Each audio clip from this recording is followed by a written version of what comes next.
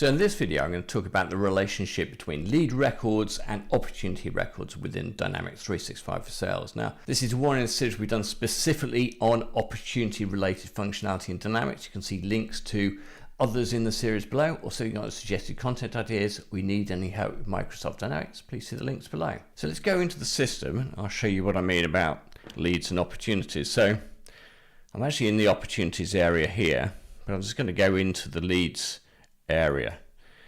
And the reason for sort of showing this is I think people get quite confused between leads and opportunities, and I've seen some quite weirdly set up systems as a result.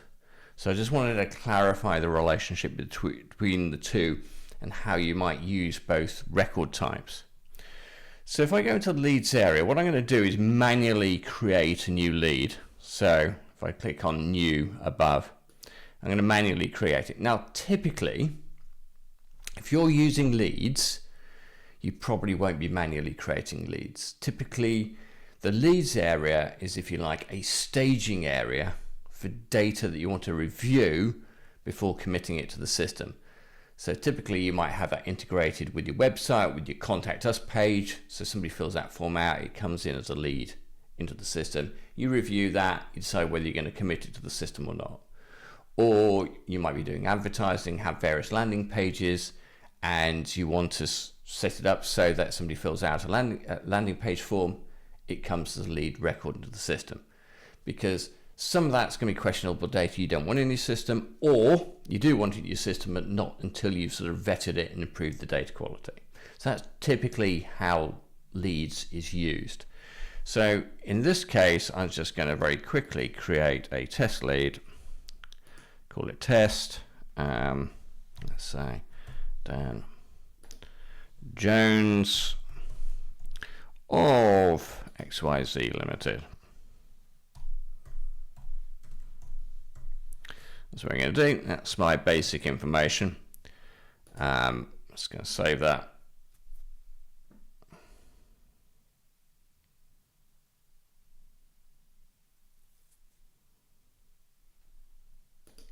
And then open it back up again.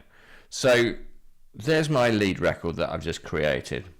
And you'll see I've got the business process flow across the top of the screen here. And this is quite confusing because effectively it's got a stage here of qualify, which is the only one that I can do within the leads area.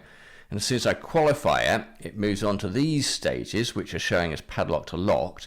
And these are actually opportunity stages.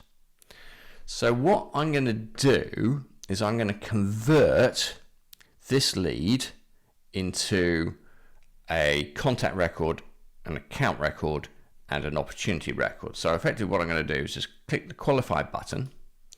So I'm going to click that. It's going to say, do I want to create new? I do have the option of linking to an existing record if I know that's a duplicate. Again, same with Dan Jones. If Dan Jones is already in the system, I can link to Dan Jones's existing record, and it's creating an opportunity for me. It does give me the option not to do that. Now, this is configurable, and rather weirdly, the out-of-the-box setup assumes you are always going to create a contact, an account, and an opportunity when you're converting a lead, which you're probably not. So that's a slightly strange out-of-the-box setting. I'm going to qualify this now. So I click qualify at the bottom here. That's going to go away and think about it for a moment. And it's now converted that lead into an account record, a contact record, an opportunity record. And if I click finish, oh, I do love it when Microsoft wants feedback. Thank you. When I finish it, it's going to take me to an opportunity record. It kind of looks the same as where I was before, but I'm actually now in an opportunity record, and I've skipped that initial qualified stage, which was done as a lead, and I've now jumped onto the develop stage with all the fields it's suggesting I fill out before I move on to the next stage. So you can see how a lead is now sort of converted into an opportunity record. Now, again, confusingly, Microsoft doesn't by default, I think, put the originating lead on the form. I think I've added that myself. Could be wrong on that, but I think I've added that myself. But if I want to go back to the lead, that's the lead this opportunity came from. If I click on that, I go back to the lead. You'll notice that's now locked and set as qualified. If I click on the details tab here, you can see again these fields, the parent account. So these are the account record that was created as a result of converting the lead, the contact record that was created as a result of converting the lead, and the opportunity record that was created. Again, I don't think these are standard fields. They're standard fields, but they're not actually on the form, so I've added those onto the form. So to make that sort of path clear, if I want to go to the opportunity we created, I can do that. If I move this on a stage, I can just say next stage, and it's moved it onto the proposed stage. And if I save that and I go back to the originating lead, you can see that has moved that forward as well. So I think the issue here is in the name, lead. I think people assume that if they get leads, they need to be using the leads area. I think it's better to think of the leads area as a staging area where potentially dirty data is initially sent and it's reviewed, and then you decide whether to commit it to your main database. So just because you have leads doesn't mean you're going to be using the leads area.